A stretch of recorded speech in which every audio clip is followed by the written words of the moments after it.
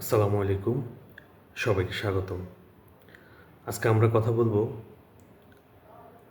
Building কনস্ট্রাকশনের ক্ষেত্রে কলামের ল্যাব স্প্লাইস মেনটেন করা কেন গুরুত্বপূর্ণ, বিএনবিসির নিয়ম অনুসারে ল্যাব স্প্লাইসের সঠিক ব্যবহার এবং সাধারণত আমরা কনস্ট্রাকশন সাইটে এই ল্যাপিংয়ের ক্ষেত্রে কী কী ভুল করে থাকি। আমরা জানি কলাম একটি বিল্ডিংয়ের খুবই গুরুত্বপূর্ণ একটি মেম্বার, যেটাকে ভবনের ব্যাকবোন বলা চলে। কারণ কলাম বিল্ডিংয়ের গ্র্যাভিটি লোড, ল্যাটারাল লোড, বিশেষ করে আর্থকোয়েক লোড, উইন্ড লোড, এগুলা ক্যারি করে ফাউন্ডেশনে ট্রান্সফার করে। তাই একটি কলামের কনস্ট্রাকশনে যদি কোনো রকম ফল্ট থাকে, তাহলে ভূমিকম্পের সময় সেই বিল্ডিংটির সেই কলামটি ফেল হতে পারে। বিএনবিসি হিসাবে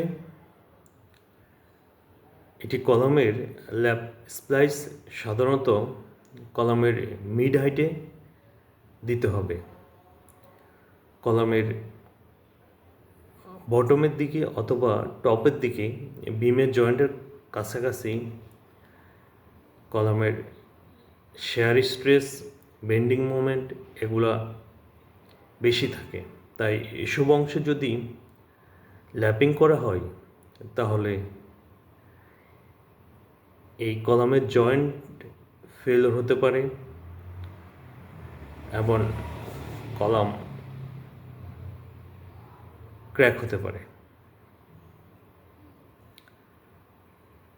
বিএনবিসি অনুযায়ী একটি কলামের 50% ল্যাব স্প্লাইস করা যাবে,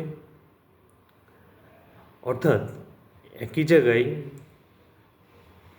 12টি রড থাকলে তার 6টি রড ল্যাপিং করা যাবে। অবশ্যই সেটি হতে হবে স্ট্রেগার নিয়মে, অর্থাৎ একই জায়গায় একটা পর পর করে ল্যাপিং করতে হবে। সাধারণত কলামের ল্যাব স্প্লাইস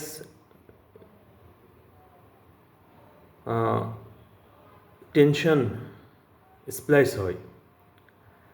যদিও আমরা জানি, আমরা পড়ে থাকি কলাম একটি কম্প্রেশন মেম্বার, কিন্তু কলাম যেহেতু ল্যাটারাল লোড ক্যারি করে, সেক্ষেত্রে এটি আর কম্প্রেশন মেম্বার থাকে না, এটি টেনশন মেম্বার হয়ে যায়।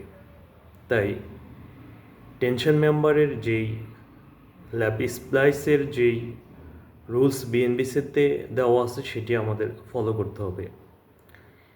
একটি বিল্ডিং কনস্ট্রাকশনের ক্ষেত্রে আমরা যে ডিজাইন ড্রয়িং পেয়ে থাকি, তার জেনারেল নোট থাকে। সেই জেনারেল নোটে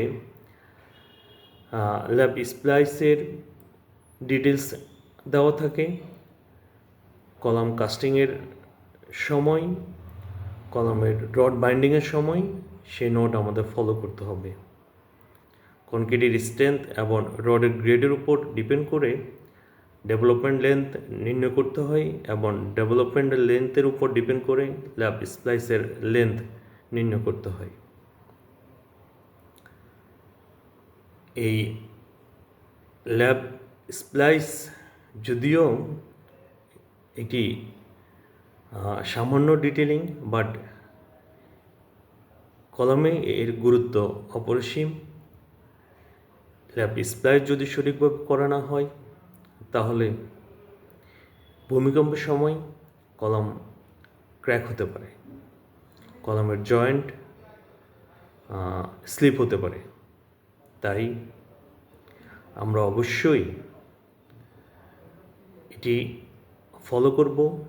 সাইটে সাধারণত আমরা যেই ভুলগুলো করে থাকি, মিস্ত্রি কিংবা কন্ট্রাক্টর তার সময় বাঁচানোর জন্যে, লেবার কমানোর জন্যে সে একই জায়গায় সবগুলা ল্যাপিং করে থাকে। অনেক ক্ষেত্রে কলামের রড বাইন্ডিংয়ের আগে সে ক্যালকুলেশন না করেই যেখানে খুশি সেখানে ল্যাব স্প্লাইসের লোকেশন করে থাকে, যেটি একটি বড় ধরনের ভুল।